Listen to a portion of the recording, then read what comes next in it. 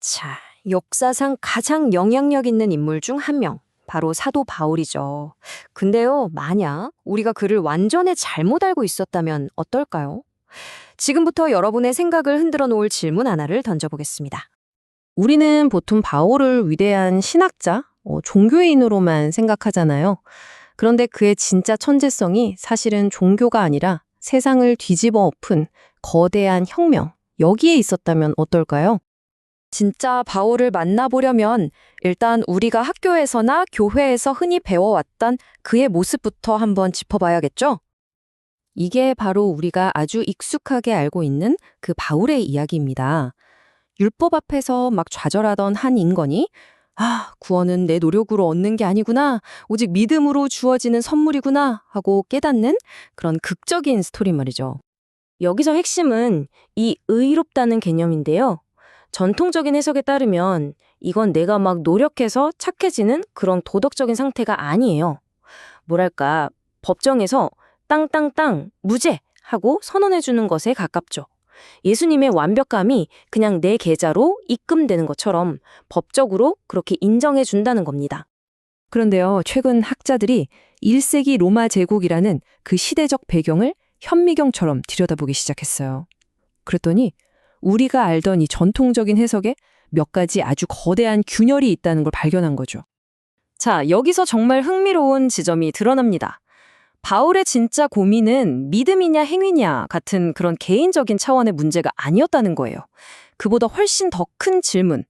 그러니까 유대인하고 이방인을 가르던 그 경계선을 허물고 도대체 누가 하나님의 백성이 될 수 있는가에 대한 공동체의 문제였다는 거죠. 이 질문 하나가 바울의 편지들을 완전히 다른 시각으로 읽게 만듭니다.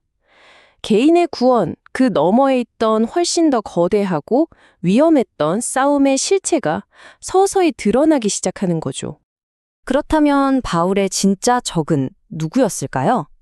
놀랍게도 그건 어떤 종교적인 관념 같은 게 아니었습니다. 바로 당대 세계 최강의 권력, 로마 제국이었어요. 당시 로마 황제는요, 하나님이 아들, 주님, 구원자 같은 칭호로 불렸습니다. 이거 어디서 많이 들어본 말 같지 않으세요? 맞습니다. 놀랍게도 바울이 오직 예수에게만 썼던 바로 그 단어들이에요. 심지어 우리가 아는 그 복음이라는 단어 있잖아요. 이것조차 원래는 종교 용어가 아니었어요. 황제가 태어났다거나 전쟁에서 이겼다거나 이런 제국의 기쁜 소식을 알리는 정치적인 선전, 그러니까 프로파간다 용어였던 거죠. 바로 이 비문이 그 사실을 아주 명확하게 보여줍니다. 황제 아우구스투스의 탄생은 온 세상을 위한 복음이다. 로마에게 복음은 다른 게 아니었어요. 바로 황제, 그 자체가 복음이었던 겁니다. 이런 배경을 알고 나면 바울이라는 인물이 완전히 다르게 보이기 시작합니다. 그는 그냥 종교가가 아니었어요. 제국의 거대한 선전 기계에 맞서서 정말 기가 막힌 리브랜딩 캠페인을 펼친 혁명적인 전략가였던 셈이죠. 바울의 전략은 정말 대담하고 치밀했습니다. 일단 제국이 쓰던 언어와 상징을 그대로 가져와요. 그리고는 그 모든 영광스러운 칭호들을 로마한테 처형당한 한 죄수에게 갖다 붙이는 거죠. 이걸 통해서 제국의 권위를 정면으로 뒤집어 엎어버린 겁니다. 이건 명백한 문화적 그리고 정치적인 전복행위였어요. 여러분, 한번 생각해 보세요. 저렇게 빛나는 황제랑 결쟁하려고 바울이 내세운 상품이 뭐였죠? 십자가에 매달린 패배자였어요. 당시 십자가는 로마의 힘에 저항하면 어떻게 되는지 보여주는 가장 끔찍하고 수치스러운 이미지였단 말이에요. 바로 이 지점에서 이야기는 엄청난 반전을 맞이합니다. 바로 부활이죠. 로마가 안겨준 최악의 패배와 수치의 상징이었던 그 십자가를 신의 궁극적인 승리의 상징으로 완전히 뒤바꿔버린 이 사건. 이것이야말로 황제의 신성함에 맞설 수 있는 유일한 한방이었던 겁니다.